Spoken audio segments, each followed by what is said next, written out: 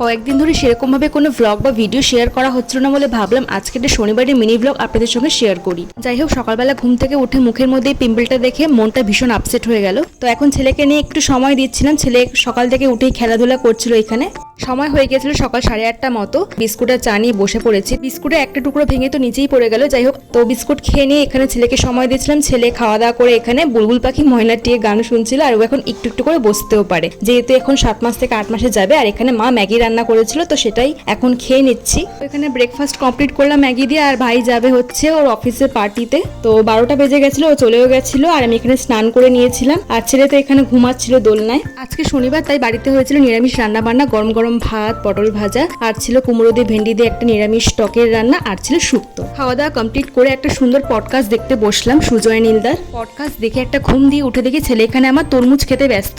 তো ছেলে এখানে তরমুজ খেতে থাক, আর আপনারা তাড়াতাড়ি করে সাবস্ক্রাইবটা করে দিন।